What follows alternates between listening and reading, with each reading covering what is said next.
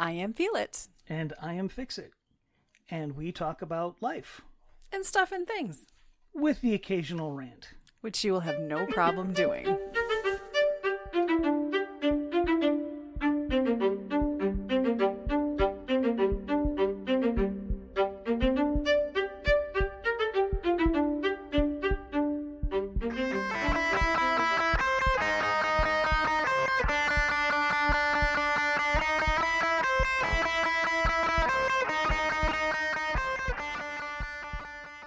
Blah, blah, blah.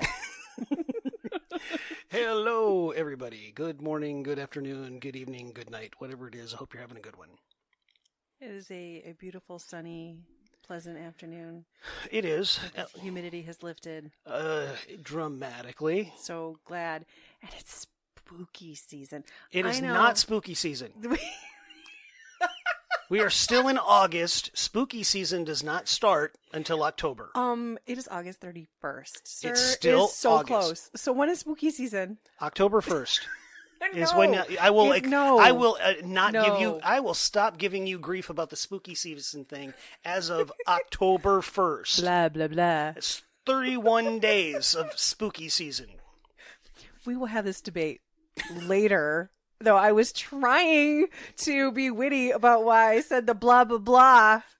But oh my goodness. Never mind. Just saying. Somebody's Just getting saying. all prickly and sensitive over there. It's not spooky season. Okay. Just saying. That's so debatable, but not right now. It isn't. We haven't hit Labor Day yet. I'm sorry, it's not spooky season. Well, okay. Is it spooky season after Labor Day? Yeah, a month after Labor Day. It's called October. This is the tism, folks. This is what the tism sounds like. This is what the tism looks like. Christmas doesn't start in October. I'm sorry. It doesn't start in September. It doesn't start in August. It starts in freaking December. Oh my goodness. Before that, such passion. yes, it's like just tone it down a little. I'll even give you the day after Thanksgiving. Okay, we can start talking Christmas. Okay. You gave me forgiveness 1 year to have the Christmas tree up on November 1st. 1 year, and that was the year my mother died. Yup. So I was completely We were all out in a of place sorts. at that point.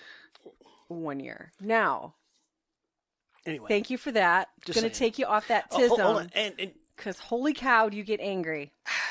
I'm not angry. This is It's annoying. a completely different episode that we will have. Yes. Now you're going to make us have it. At some point, Good I job. guess, sure. I do want to say to our avid listener, we apologize for not having an episode last week. Yes. Yeah, that was Life happened. Life happened, and then some life happened on top of life happening, and it was not a good time. So we're here now. We're back. Everybody's fine. Well, I mean, I'll just flat out say I got sick, Yep. recovered enough to get you to your surgery. Yep. And then felt like I got hit by a train for several days thereafter. And then you got sick. Yep. We had a good amount Right of after overlap. that. Yeah. Whatever. So We think whatever she had, she gave to me, and it started before. For me, it started before the surgery. But I just thought it was for me. It was just mostly sinuses. It's it like really at felt that like point, sinuses. Yeah. and the pollen counts. I mean, they've been putting out pollen warnings for a I little really while. did It's not like, realize it was a much bigger thing until. Yeah, me neither. And then I can honestly say I don't get sick very often. Well, it was lovely. Well, and when I do get sick, most of the time it's whatever. I feel like crap. Like, okay, my nose is running. I'll take some decongestant to keep that from clogging up, and then get on with my day. Oh no, this was not happening. That was not happening. we were both pretty miserable. It was, and I mean, I can't even say I was miserable. My head, it felt like somebody was standing on my head for 3 days. It was pretty bad. And not like I told you it wasn't going to be pleasant. Yeah, we've all had a If you happen to toddler. contract something Yeah. that I had, that it was not going to be pleasant. It was not a good time. And then Yeah. it's like that. It felt like a tension headache that slowly tapered off after the other symptoms were mostly gone. It still felt like a tension headache for like 3 days. It was just like, wow, this is sucky. I'm not enjoying this at all. I already have struggles with any head cold related Oh, yeah. anything. That's Yeah. already extra special for Oh me. yeah, anything that messes with your sinuses just aggravates that trigeminal nerve to the point where it's not special. a good. And I will never begrudge you for that. I will never give you any grief for that because it's like I won't. I understand how that works. still have a special lingering agitation to the point where I couldn't receive a dry needling treatment the other day. Yeah. Because I'm still so aggravated. And, yeah, it's just, and then that with the humidity, it was rough. Yep. It's a rough week. So, yes, I live with we're okay. Yeah, my thing, humidity isn't a thing for me. Not typically, you know. It is for me now. I don't like it. I don't like sweating and having it have no purpose. It's like you just sweat through your clothes and get on. It's like it's not helping me any. And then for some, But when you're not feeling well. yeah, when you're not feeling well to begin with, and then it's sticky, it's not a good time. So we're okay. Yep. Reminded us why we should probably be an episode ahead again, like we used to be. But life. But just before we started recording, you were mentioning how you were feeling, and I thought this was a discussion worthy. I know we have a topic that we will get to, but because I can relate in some ways that you have been through things I have not, Yes. and vice versa. Yes. But you said something that would have triggered me to have a response that's worth explaining to people. When you have kidney issues, sometimes you take for granted that like a stone specifically, yours is a stone, Yes. a large stone. Yeah, good size. Yeah. And you were commenting about how your back has never felt so good. Well, I can't Or say how about a very long time? it feels way better than. Well, I have a stress injury to my lower back.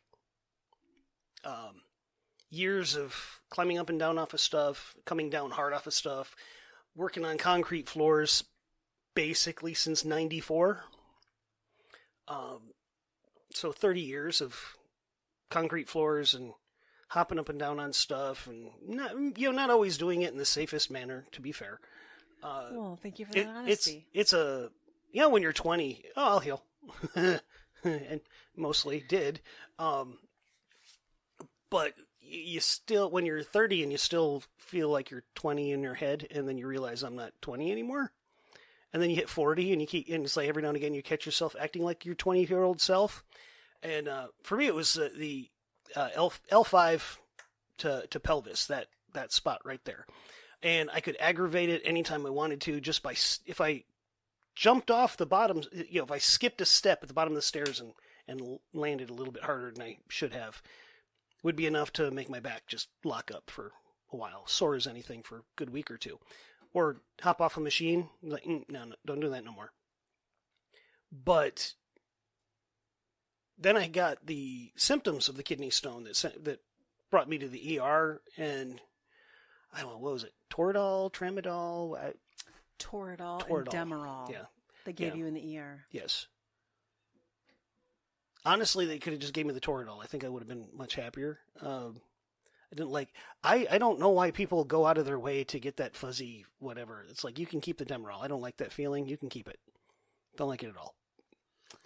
I liked not hurting, but they were like, yeah, no, the Toradol. It's just anti-inflammatory. Yeah, the Toradol. Intravenous anti-inflammatory that relaxed everything, which the stone moving aggravated the tissues, causing them to clamp down, making it worse.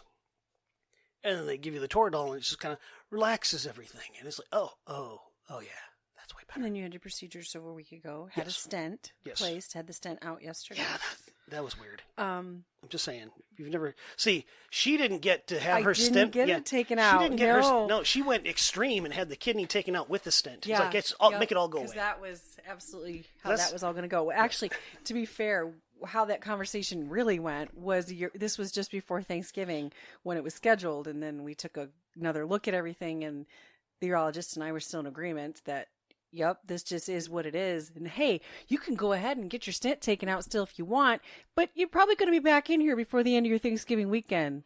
And I thought, no, not if we're going to schedule to get that baby taken out. I think we're just going to let this ride because don't really want to go to the ER Thanksgiving weekend. So thank you for your honesty, Doc. And I did not go through with then having my stent taken out. And that is one thing that now you've had done. You've had a stone. You've had your stent taken out. What you said, though, that I thought triggered just enough conversation that we could have on this is, if you recall, and I believe I may have already mentioned, when I started having issues with my back. So lost that trainer, had a significant change in how I was continuing to strength train, and realized after about a month after such a significant change, my back hurts. Like, why does my back still have that same tension? I say hurt. I mean, like tension, you know? Sure. Like when you're building muscle and you do the same thing all the time and you just think this is what you're supposed to expect. And I had been doing it for so long, it did not register with me that was not how I could or should have felt. I don't know. It was ignorant. A month goes by. Yeah, why does my back still have that same tension? It's kind of weird. I actually felt a little bit more pronounced. And then another month went by, and this is feeling worse than it did before, and I am absolutely not doing near as much as I used to. And that's what started the odyssey into figuring out, oh, you have a kidney that's just angry as hell, stretching out. Mm-hmm. You can imagine a C, if it's kind of shaped like a C-ish, you know? Yeah. And then mine was all like, yeah, yours it was inflating. Like an L or something. I mean, it was just like... It was like... Just, well, in the imaging, it was like double the size that it should have been. 75% larger than it should have been. Yeah. So... it being pushed out, it couldn't constrict. Yeah, it was being stretched. Sorry. Like I was saying, it couldn't contract. Sorry, wrong word. Yeah, because you had cysts in the way. Yeah. Because it had multiple cysts in the way. And doctor was saying that unless... What you feel in your kidney is when it's stretched, or when that stretch is relieved. So as it's being stretched by those cysts, you just had that constant. And then it was a different pain after the renal cyst removal that went sideways. So and I think a good chunk of that was it shrinking back down again because it's like like some of the initial Yeah, when you take that tension away, it's got to. The hematoma forming just was its own thing. It was its own thing. So there was some special things there, but. The reason I can say I get now what you're saying, and I think you understand when you talk about deferred pain. Oh, yeah. Which is what your doctor said to you just before you went in, when he drew the little, picture up on the wall, and we were both like, oh, it's lower than it, we thought it was. And he was discussing some of the complications that might occur and whatnot. And you were talking about where you'd had the more prominent pain and pressure. Because you also had another attack just a few days before the surgery. So it probably moved a little bit more. It wasn't nearly the same, but it was still pretty uncomfortable. And a good chunk of it was, if you're, the kidneys are always, not always, but pulsing urine down to the bladder through the ureter. Yeah. And if that gets blocked, it'll keep trying, and then... When it can't anymore. And it can't. You're going to feel it. The kidney starts to stretch. They have a term for it, and I forget what it is. Which was what was happening to me with all the changes in my numbers and all the stuff. Yep. And which I think the stone shifted enough, or the ureter swelled a little bit, causing it to clamp down a little bit. And the pills they gave me, the Norco. Useless. That did nothing. It's like, okay, I popped one. It's like, okay, that's what these are for. Pop one. And it was like an hour, and it's like, there isn't even nothing. There's nothing. Nothing. And this is not helping at all. And I'm like, okay, so I did my old, my old standby, which I do not recommend this to anyone at any time, in any way, shape, or form. Out loud, aren't you? I am. Because sometimes you need something that works. And this is something I discovered a long time ago, in part via someone else. But 2 extra strength acetaminophen, which is 2 500 milligram pills. So it's 1,000 milligrams of acetaminophen. 2 extra strength aspirin, which is 650 milligrams. And then I want to say it's 400 milligrams of ibuprofen.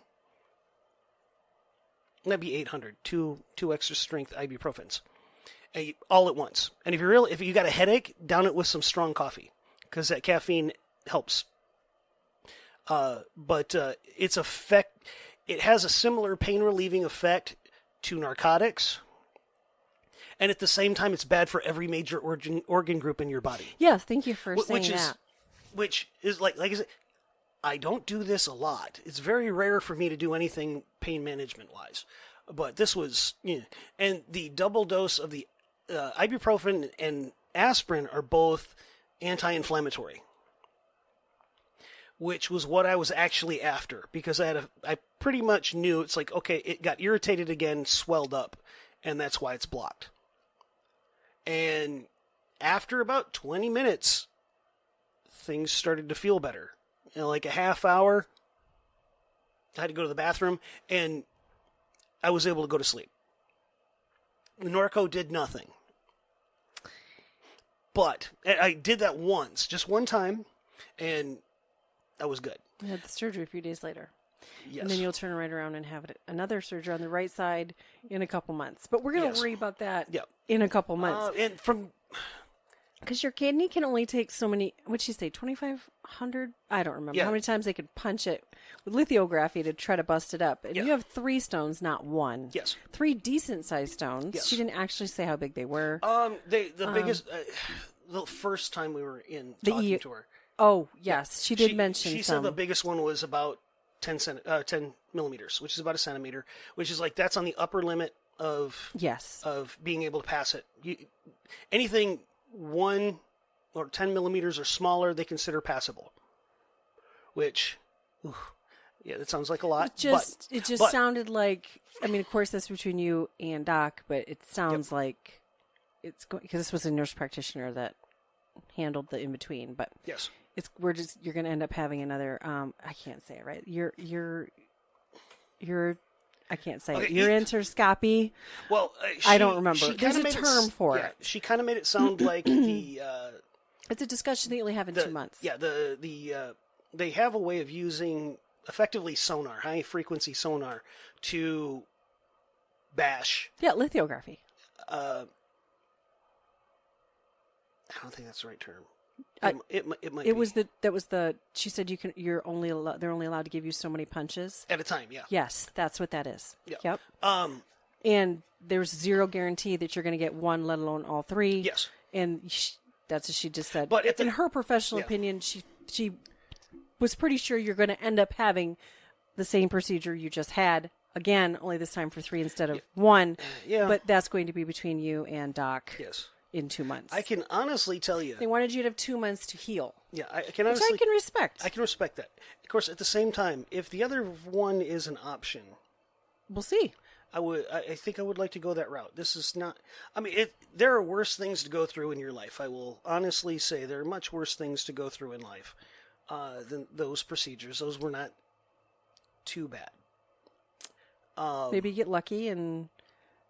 But at the same time, not having to get put under general anesthetic, not basically taking and blowing an entire weekend.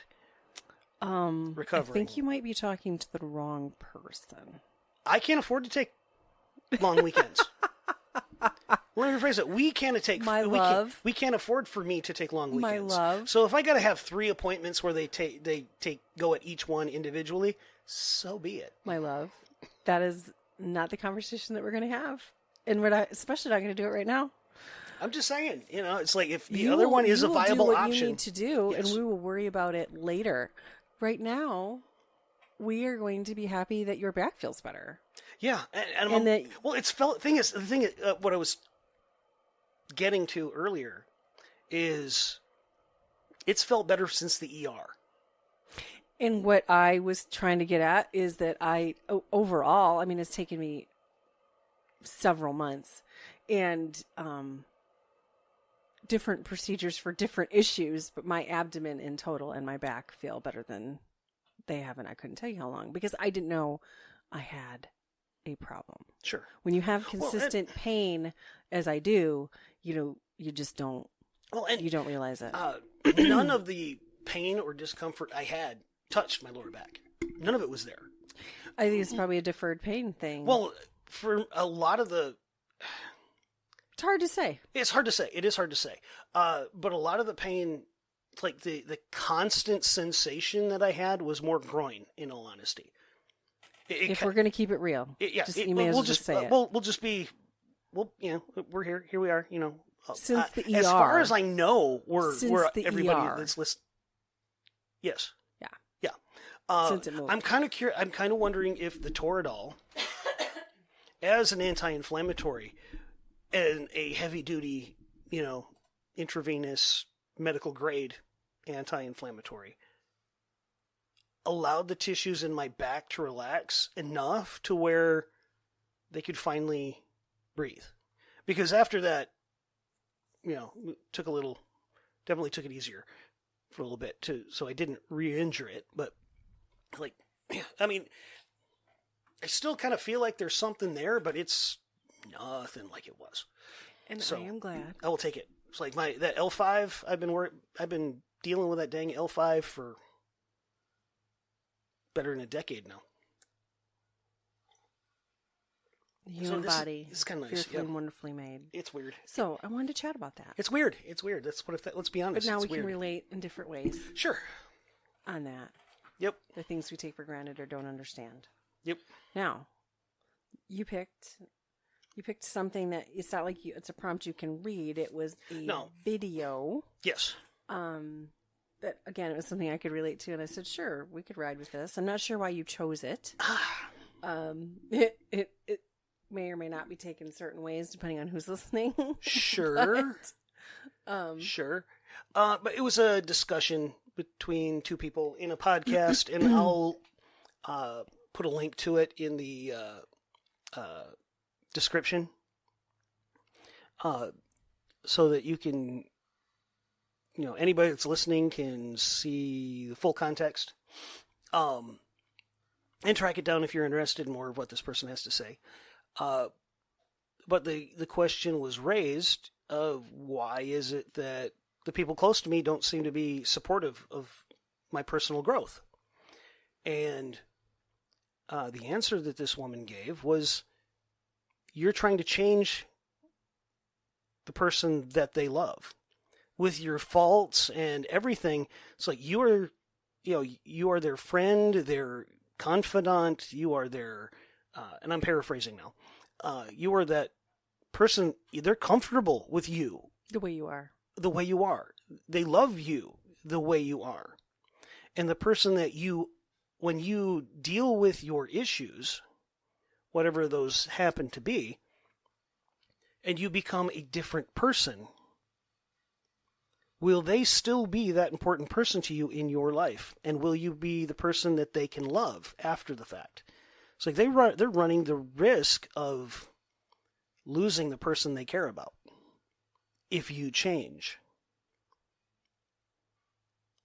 And I'm paraphrasing everything that she said in that regard. That's why click on the link. It's, yes. I mean, there's a little bit more that I kind of took from that too, because it was more of a, if the person feels they need to change something, like they weren't necessarily getting the support to change on top of it. Yes. But I guess that was some of what I extracted from it. Yeah. She was like, why aren't they supportive? It's like, well, they're not supportive. In part because you're going to lose the person, the persona, I guess. The person you are is going to disappear. And the person you are right now is the person they like. Even with the faults, because we've talked about this before. People in abusive relationships, they don't leave often because, to use a very old phrase, it's like it's better the devil you know than the devil you don't. I've used the phrase. And this situation is miserable, but at least it's the one I know. I can expect it. I know, it's predictable to me. Even in often the unpredictability of the situation, the unpredictability in and of itself is predictable. You learn to rely on it, and you become comfortable in it. And when that has the possibility of changing, that can be terrifying. And we've talked about it in the frame, at least I know I have, of it might seem like a strong word, but the toxicity of some people and the influence that they have on you isn't necessarily best for your own personal potential and growth. And those are things I've faced. And we've talked about that a little. Those are hard decisions sometimes, but then you're going to lose the person you are, right? You know that because that's kind of the point. You are trying to grow past something or through something, and you know that you will be different. And in your loved ones, and I counseled people with these types of situations, the loved ones aren't necessarily for the idea of losing the person that they know. Yes. But that's their comfort and their issue. And Yes. you as a person need to decide what is best. Yeah, but some roads are really hard to walk when you know you're walking them alone. Often. Yeah. But it does not make that less necessary. And if No. that's the pull that somebody has, whether that is a religiously oriented or just personal conviction Sure. or both, that's still a choice that somebody needs to make and then walk that out. And it is hard. And again, I have done that. Mm-hmm. I do know that that is hard. Absolutely. 100%. But it doesn't mean that it's not worth it. Yes. Well, and in general terms, It's sad when people can't just be supportive. And I'm not talking about the extremes. I know you mentioned a couple of extreme examples. Sure, but most people don't like change in concept, let alone in reality. Of course. Been Again, there, because done that, do it sometimes. it comes, again, that comes back to, you find a level of comfort. Mm-hmm. And like everybody, I mean, there's a reason you buy a house. It's because it's your space and it doesn't have to change. You're not a nomad. Your situation's not changing. That's why you have a job and you stay there for 20 years, Not that that's all that common anymore, but I mean, that's the idea. It's the lack of change. And when something upsets that, it can be devastating. Even if long-term it's in your best interest, it can still be devastating in the moment.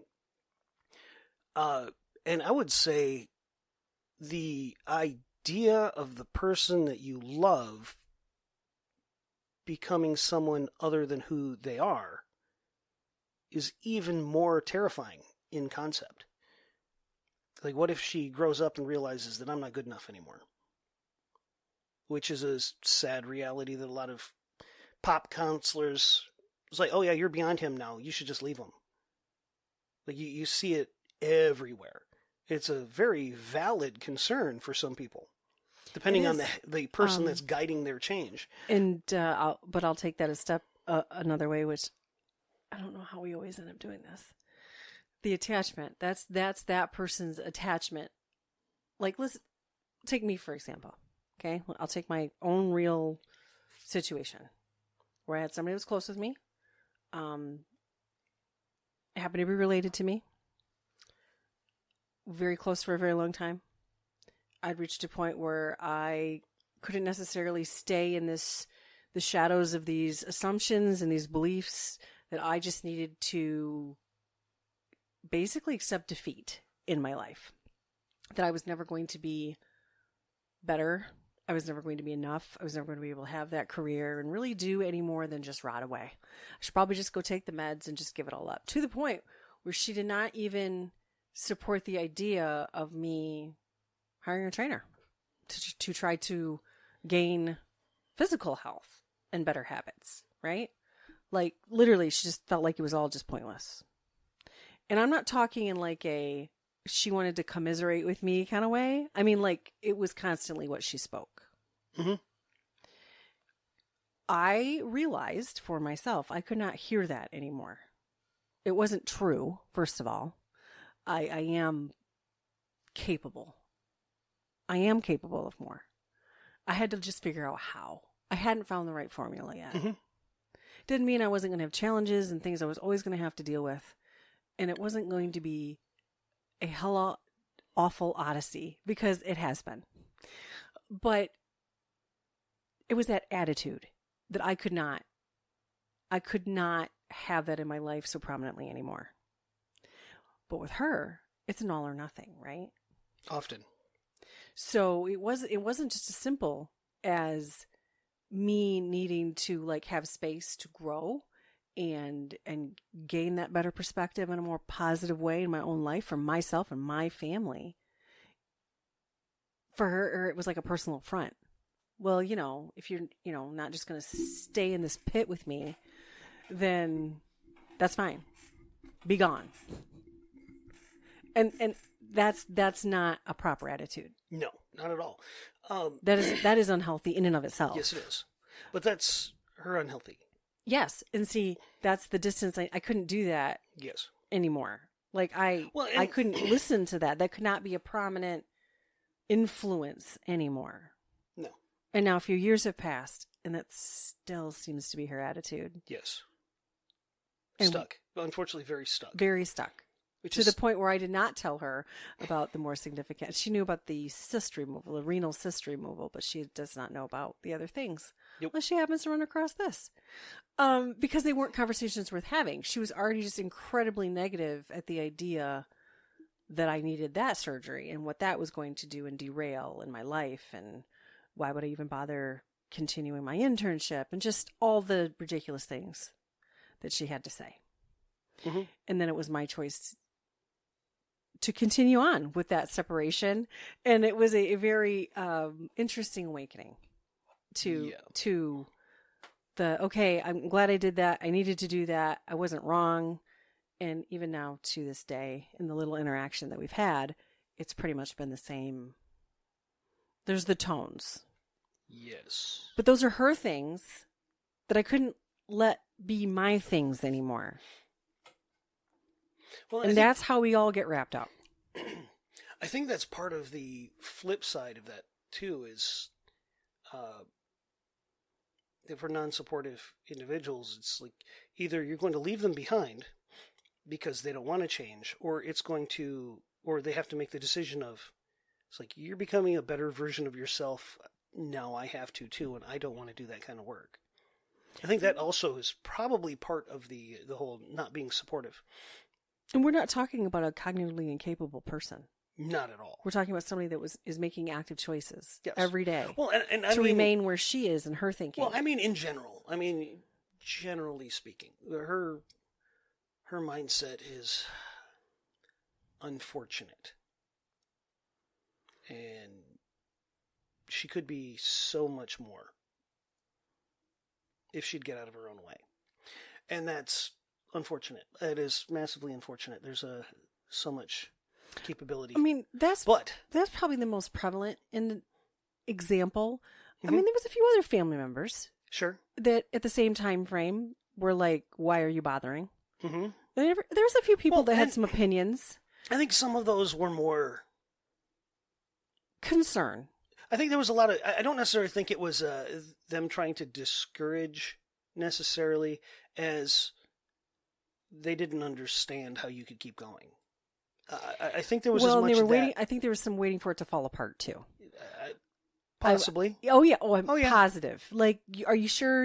Really? Because once you get down to that path, you get that far. There's no going back. All the money you're going to spend, all the time, all the energy, blah blah blah. Yep. You know what? You're right.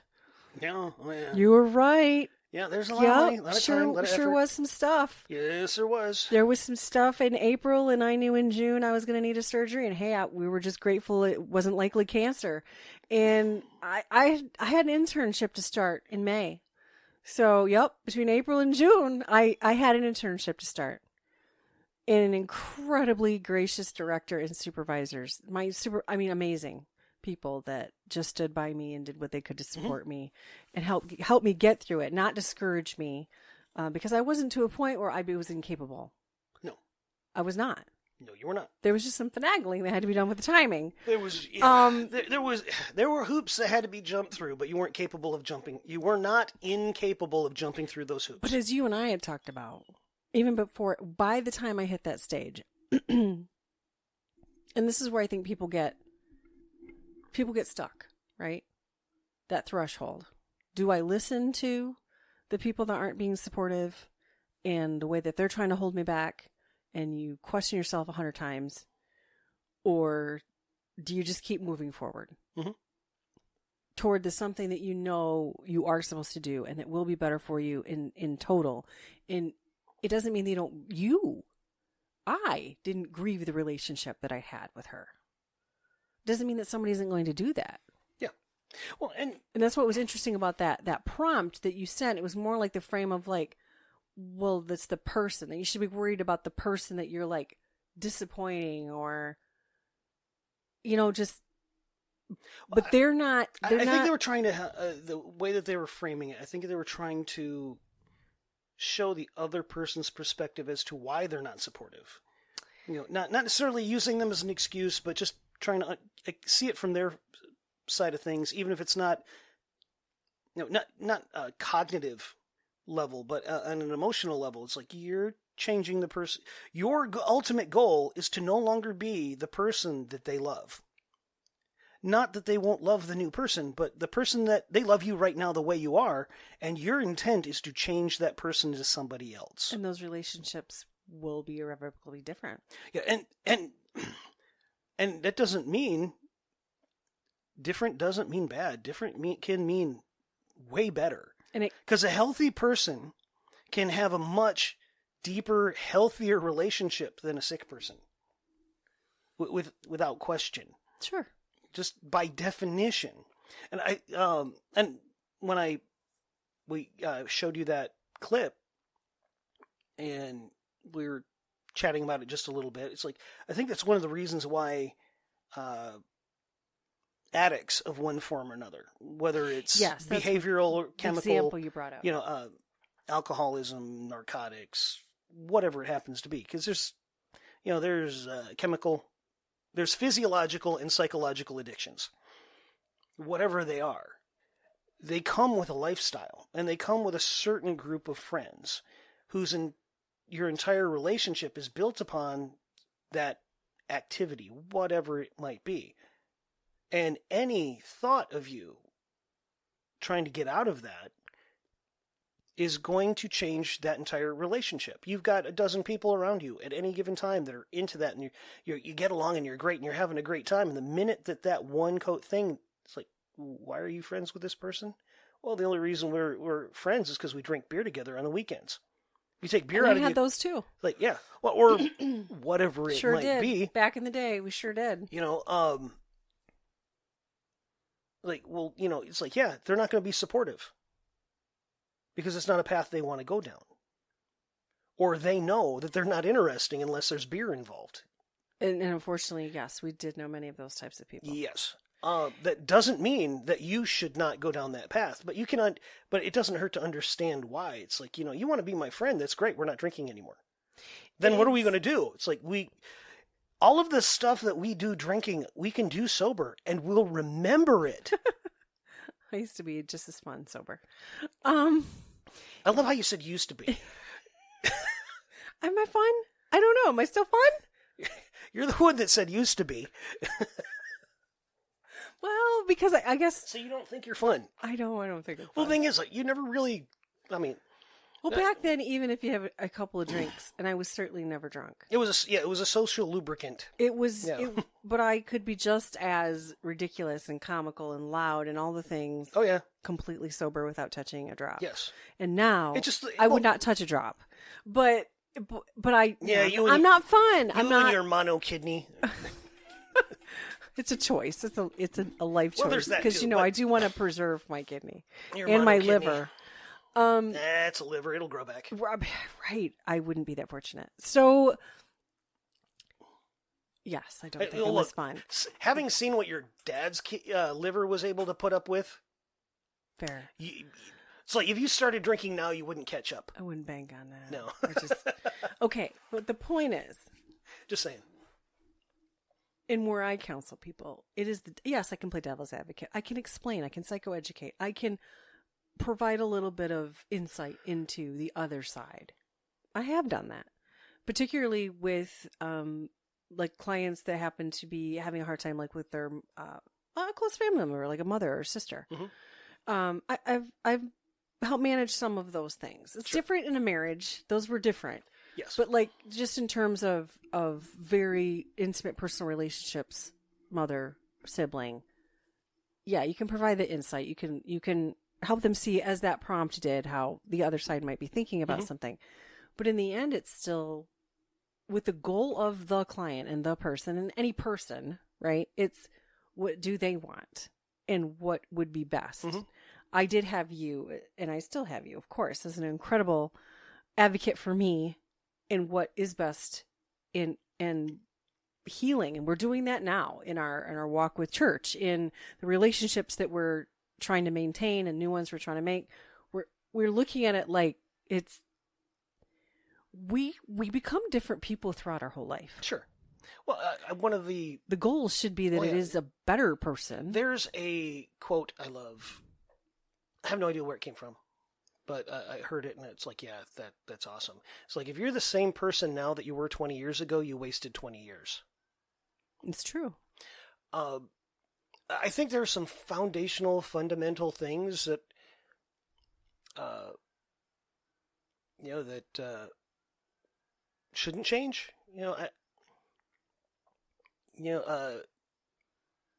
But there's so many for, self-growth, sure, self-improvement, spirituality wise, even relationship with God. And some people aren't comfortable with that. Oh, sure. That's actually pretty high up on the list. Often. Mostly because people don't understand. They get, in a lot of cases, people get fed a lot of... they found religion, or, just whatever thing somebody wants to say. That you completely you're missing the point. But, not you, but I mean they're missing the point.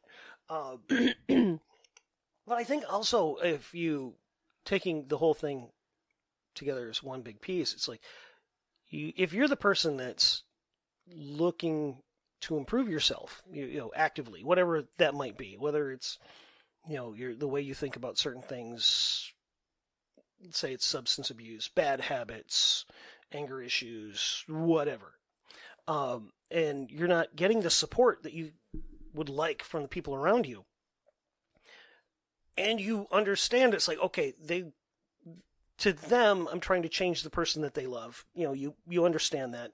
It could cost you a lot of those relationships that you have. It's like, if you're a drug addict, the worst thing that you can possibly do is hang out with other drug addicts. If you're somebody even if you're not addicted, but you know that the habit is not good for you long term, the people that are associated with that habit, you're going to have to, there's going to be a cost, an improvement. There's almost always some kind of cost. Yes. The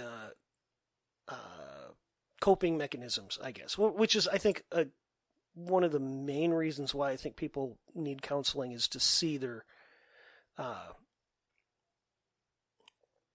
don't want to say wrong, but less than healthy coping mechanisms, instead of, in learning, in order to see them, they have to be pointed out, because they're working. Obviously, they're working. You're here.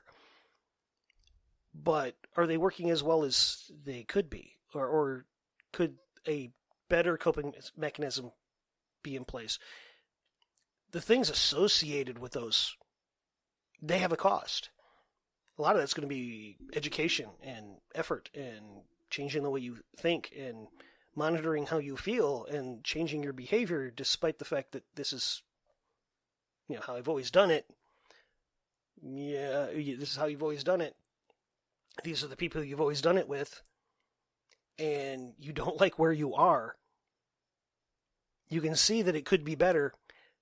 Well, if you don't change, if you're not willing to make those, I am a firm believer, understand what it is that you're going to have to give up. There's a price. Everything has a price. It doesn't matter what it is. Everything has a price.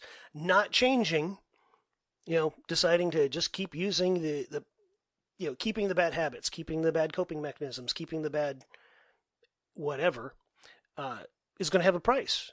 That price is the future that you want, you're never going to get. Or you find somebody that can help you, point out those areas where you can improve, and then all of those things are associated with those changes. You're going to you might have to be willing to sacrifice those to move forward. So there's always a cost. So there's a cost to change and a cost to staying the same. It's like, you weigh it. You have to weigh it, and you have to know what's the goal. Like, you can't be if your ultimate goal is to be a good father, well, that means you're going to sacrifice all of those things that are going to make you a bad father, which often is, you know, And you figure them out after you've made a horrible you figure out mistake. everybody's different and everybody's situation's different, and I don't want to, like, point. It's like, I know a lot of guys, it's like once a week they go to the bar, have a couple of beers with their friends and whatever, and their family's good, healthy. It's like everybody has it's like their kids have their moment with their friends, dad has his moments with his friends, mom has her moments with their friends, and everybody comes back together and everybody's cool. Done in a healthy way. Awesome. I think everybody needs their individual pastime, you know? It's good to get away so that you can better appreciate the time when you're together. You know, it's like, Sure. theoretically speaking. That time away also gives you a minute to go, you're getting on my nerves. Okay, I'm back. I'm good. You know? But those things that you know or can tell, it's like, okay, this is getting in the way of me being the best dad I could be. Okay, now you got to weigh which one's more important. Or, you know, and it's like, okay, this is keeping me from being the best husband I could be. Like, okay, well, now what are you going to do? Now you got a choice. There's a cost. I veered a little. I think we veered a little. We veered a little bit, but it's But I get but what at the you same, are. but you know, it's still related in that you have to understand. It's like, yes, when you're working to become better, and sometimes that cost is paid by somebody else, and you have to acknowledge that. But one of the I think in most cases, I think it would be a good idea for, especially if you're, let's say you're a married couple and like, okay, you're going to work on something and your spouse isn't supportive of it. Honestly, you know, I think it'd be a good idea once in a while to sit down with the counselor and go, okay, let's, as a group, you know, it's like, okay, now it's a group thing. Let's make sure everybody's still on the same page. It's like, yes, he's, you know, I'm going to say, as a guy, this guy, he's like, okay, he found something in his life that he's not happy with, and he wants to make it better. And you're not being really supportive of this. So let's get down to, why is that?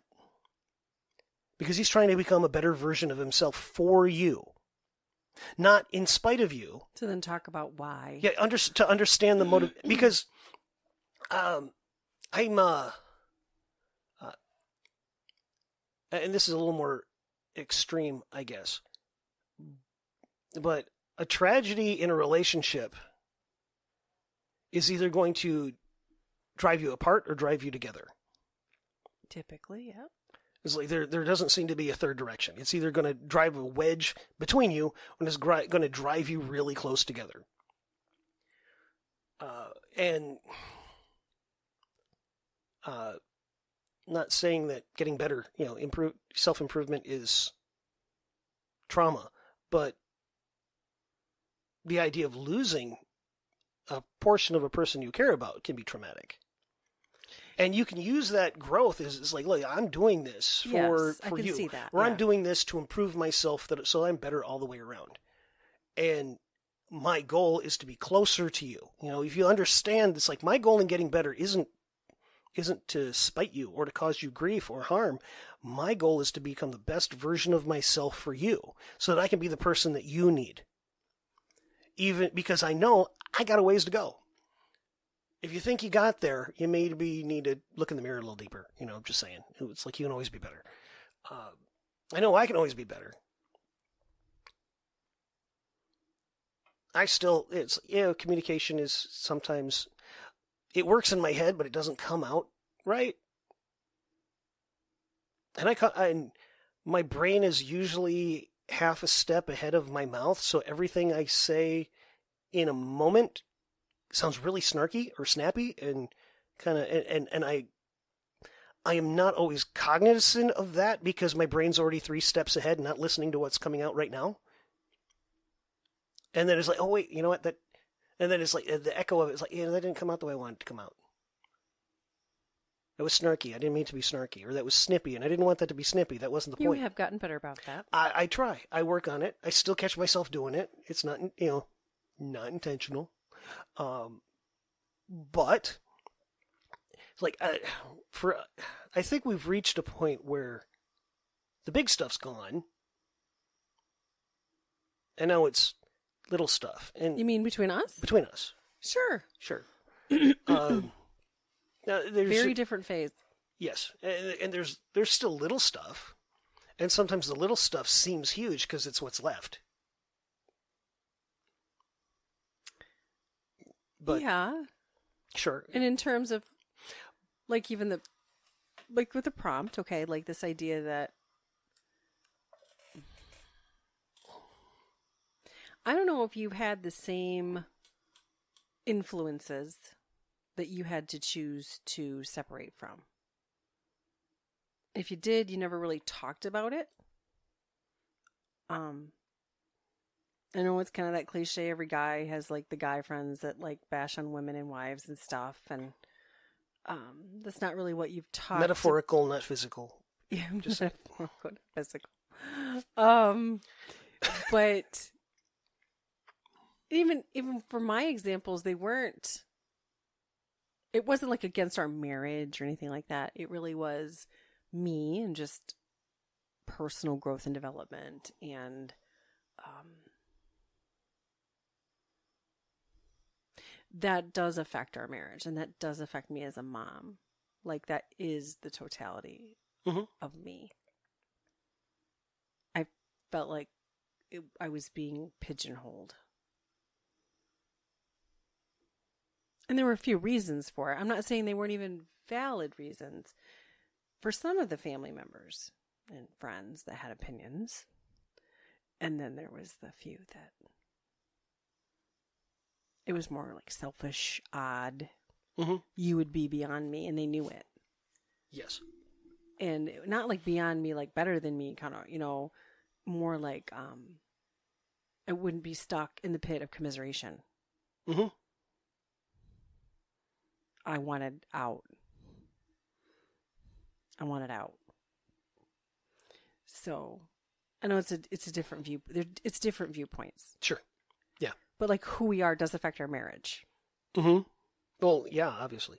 And what you're saying, even for you, the little things that you feel like you can work on, or you noticed, or whatever.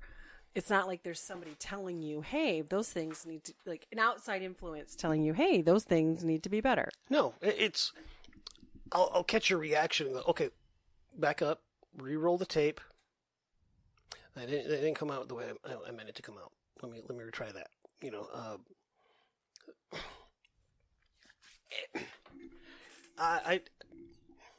Let me. Again, brain moving faster than mouth. Anyway, Look, a real-time example. I think if people actually watched how people respond to them, they will see the clues as to how they're coming across. Good, bad, and indifferent. And even if somebody understands you, it doesn't mean something couldn't be better. Yes. So do you want people in your life that are just going to support you continuing to be not your best? Yes. And if you're the person who's not being as supportive as you could be, I hear the ice cream truck in the distance. I do. I hear the ice cream truck. Probably the last weekend we're going to hear it. It's possible. As long as we have good weekends and they got ice cream, I'll be willing we'll to see. think they'll sell. Anyway, you need to, if somebody in your life is striving to improve in some manner, could be school, could be counseling, could be working out, could be changing their diet, and you're not being as, you're not like, what do I need to do to help you? Even if it's nothing, it's like, if you're resistant to that, you need to kind of self-evaluate as to why, because there's legitimate feelings and things going in there, and there's probably some massively emotional and irrational reasons why you're responding in a certain ways. And, communication is key in a lot of aspects of life, especially in your close relationships. And, you can, it's like, okay, it's like, I'm not being supportive. Why am I not being supportive? Like, it's like, well, It's like, I like you the way you are. Why do you want to change? You can say that. You can ask. It was like, okay, I like you the way you are. Why do you want to change? And that communicates to them that it's like, okay, I'm afraid, I'm concerned, what's going on, and they can express to you their reasons for why they want to change, why they're looking to improve, and there could be, people change for all the wrong reasons, Usually, unfortunately, more often than not. Often, yes, they change for the wrong reasons, for very unhealthy reasons, and the changes that they're working towards aren't always healthy.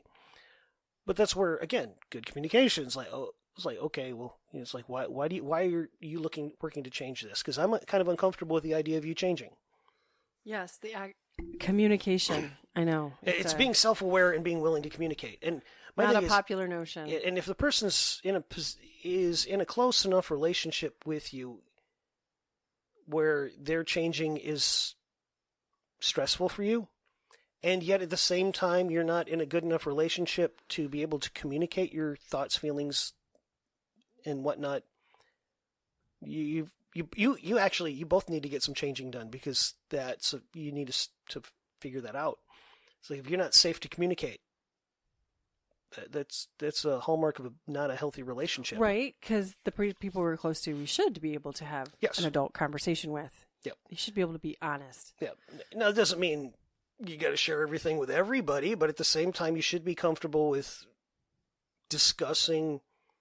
You make me feel like hell. Frankly, with the people who are doing things that are affecting you in that it shouldn't. Yep. Mm-hmm. But the notion, though, now, unfortunately, and I think part of what this prompt was getting at, well,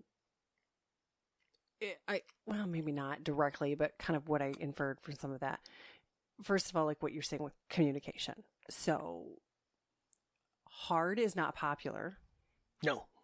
Avoidance is popular. Extremely. Avoidance is easy, right? So you can feel like you're going to lose that someone if they continue on a path to change where the relationship would be different. Even if that person is better for it, then that relationship is different. Good, bad, ugly. Mm-hmm. It's different. But instead of being able to voice, like what you just said, that, this scares me, this bothers me, I'm worried about this, it just becomes a bigger festering thing because it's not talked about. Mm-hmm. Or it's just a relationship that ends abruptly or what have you. And again, this festering thing underneath that doesn't get talked about. Mm-hmm. And then it becomes a bigger issue for the person that feels like they were slighted or what have you. Mm-hmm. So again, it's things on different levels and different extremes. Yes. And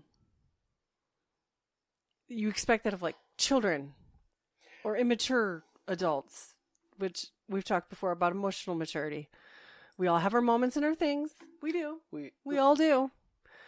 But the idea is that you do try to grow past it, mm-hmm. even in the most simple way. And, again, to quote the ever deep philosophical movie that is Tommy Boy, you're either growing or you're dying. There is no third direction. I don't regret the decisions I made to kind of separate away from different people in my life. I miss those relationships. I miss the people that they were. Even Certainly. If they might miss me. Certainly. The thing is, they don't know what to miss now. Mm-hmm. They miss who I was then. Yes. So there's also the other side of that. Because you don't know what someone is going to become if you don't try to keep them in your life.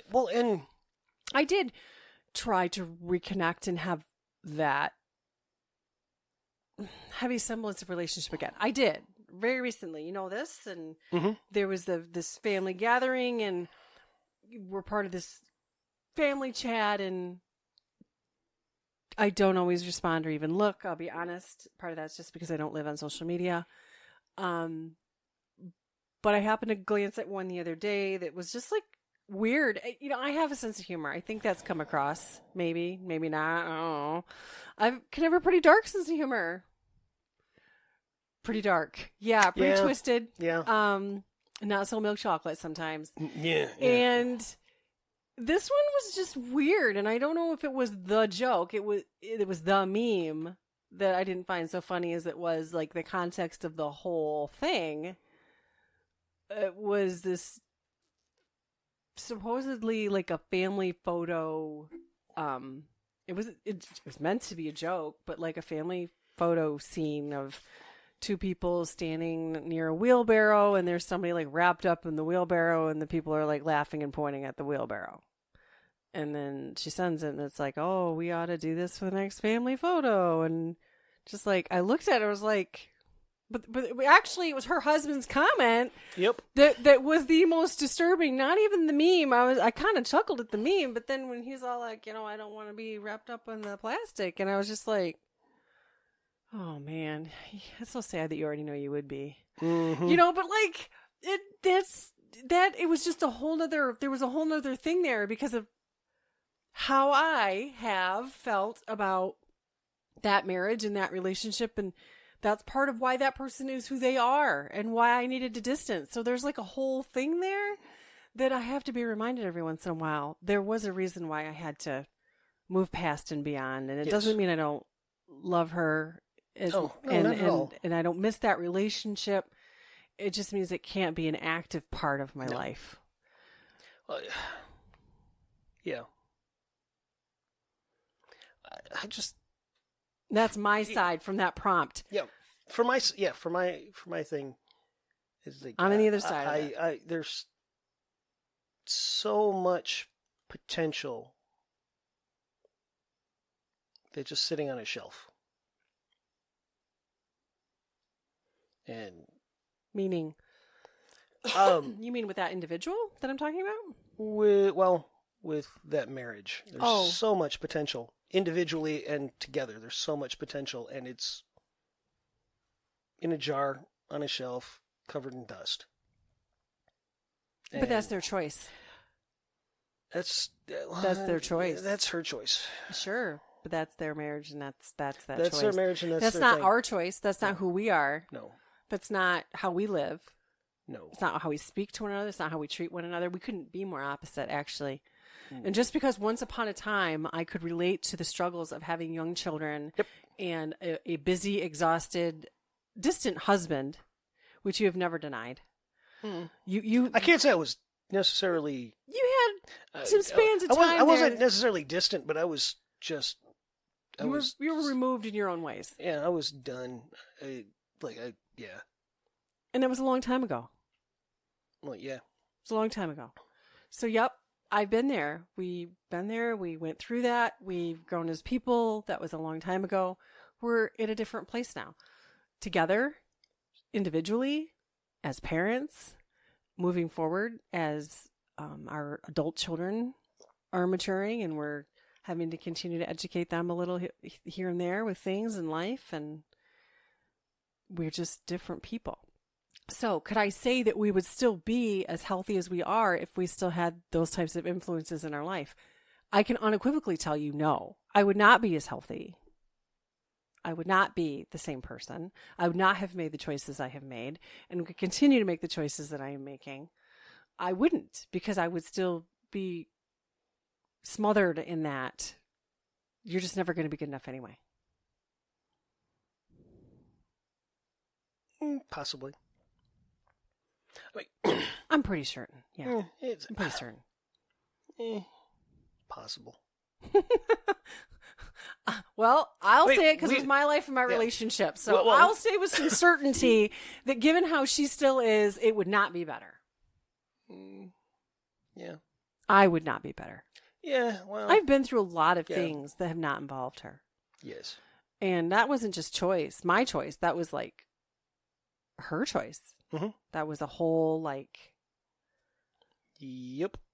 She made her choice to go through her life how she was going to, and I made mine how I was going to. And they might overlap here and there.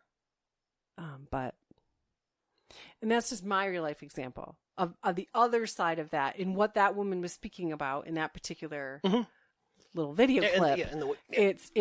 That's my side of it.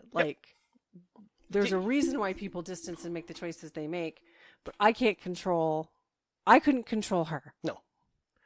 And it shouldn't have been about that. No. And it certainly couldn't continue to try to be. No. it had to be about me. Well, and it's not about controlling the other person, but I do think understanding There wasn't their convincing. No. There wasn't pandering. No. There was nothing that was going to help that. no, but I think it's healthy and beneficial to understand outsiders' viewpoint.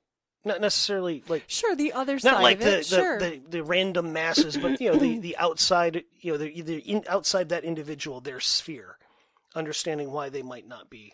I've talked on board, about levels of innocent ignorance of various kinds with clients that Yes. have had the similar feelings about detaching Mhm. from loved ones for various reasons. So I get it. I do get the other side. But there's also something to be said for the distance. And continuing that, it doesn't mean that people don't change and can't reconnect, and it'd be perfectly wonderful. That's not where I am right now with my particular relationships. But I could speak into your choice, the choice of your prompt today. I could speak into that. So, Sure. okay. Yes. Try to be a little comical along the way. We need to be more comical. Eh. I said that we should just talk, and you won't do that. You need Well, parameters. Okay, the first 20-some minutes was us just, Well, we were talking. explaining what had happened and what had been Yeah. going on. and So you are capable. I didn't say I wasn't capable. I'm just, Afraid you're going to go off on some tangent that's going to offend somebody? I don't worry so much about offense, to be honest. That's what I'm for. I got to rein you in. What are you going to do? Cancel me? I mean, Rein you come on. in. Rein you in. It's like, look, if it comes right down to it, we can still record these, and I can email directly to the one person that's consistently downloading. Just saying. Is that what that? Actually, I probably have to send a link because the files are too big. Oh my goodness. But we should be back on track now. Yes. Sort of. But yeah. I got a topic already. Okay, cool. I do.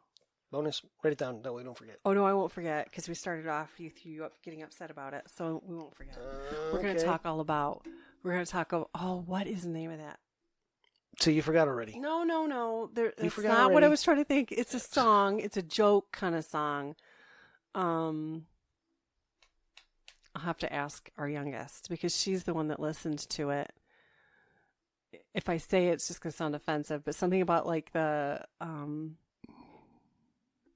my gosh. See, you forgot. I did not forget. It wasn't what I was trying to think of. But, like the cliche, like, the pumpkin latte, everything with like, the women in the Ugg boots kind of like. What you can't think of it either. Yeah, it was a basic white girl. Or Yeah, something is that like what it is? It was just funny. It's a funny song. Yes. Right? But like is. this time of year, you hear it more. Yes. Because of. All of the basic white girls. Yeah. You're Hey, look. And he didn't want to be offensive. Yeah. Excuse me. I'm sorry. Like you drive by a coffee shop with a green and white logo, and there's like 20 people in line, and half of them are women, and half of those are basically wearing the same outfit. And they're all ordering pumpkin spice lattes. So, yeah, the whole basic white girl thing. I'm sorry if you're offended, but if the only reason you should be offended is if it fits. And if it fits, you can stop that. I like pumpkin. I like fall. Mm-hmm. I love fall. It's my favorite. Uh-huh. If there was another month I could choose for us to get married in, it would be October. Sure. Love October. That would be convenient because then I'd stop having to check myself when people ask for my birthday and I start to give my anniversary. It's Oh, well. Yeah. We could get I married use again. I use that number a lot. You want so- to get divorced and get married again? No, Okay, just offering. no, not even a little bit. But spooky season and fall and things. October 1st. We could do a whole we could do a whole episode and then the people listening would just go insane listening to you say October 1st. Doesn't start till October 1st. But I could talk about why. I could talk about why it's a thing for me. So, yeah, And other people would be able to relate. could be, maybe. Doesn't mean that Probably. they're not wrong too.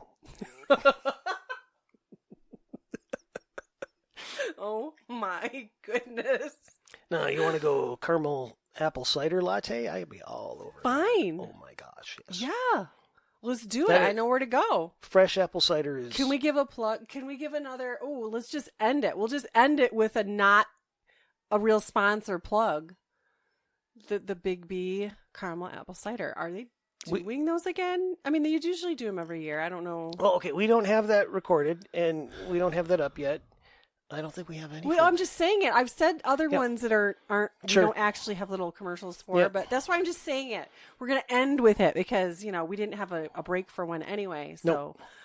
that is amazing. They are. They're just. And oh my gosh, they're so I good. don't know if they're out yet or not, but maybe it's something we need to look into. I for don't you. know. Or Sozo's.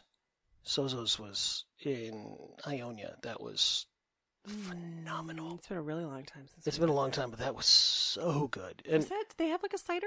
yeah, there was no coffee in it. It was hot apple cider, steamed milk, I don't remember. caramel drizzle. Oh my lord! Could see why you're impacted by Oh that. my gosh, it was because, so- caramel. Oh, it's like my favorite thing about fall is fresh apple cider. Like just barely off of the press, and it's just The next one, can we do Oh. fall? Can we do all the so things good. about fall? so good. I won't say spooky season. Sure. Okay, yes, I will. Autumn is awesome.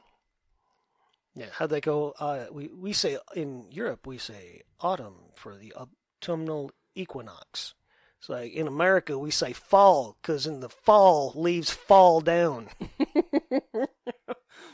Wow. Okay, we just took so many turns. So maybe we should end now.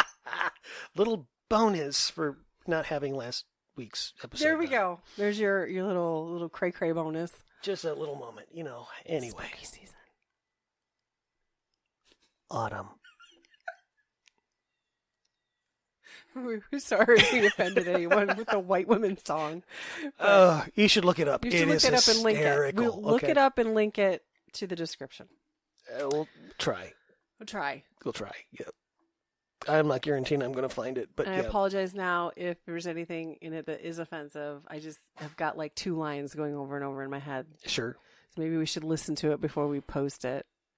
Sure. But So if it's not in there, we decided not to associate her name with that. yes, there's that. Yep.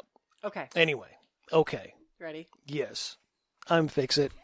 I can feel it. We hope you join us in the future. Until next week. You have a great one.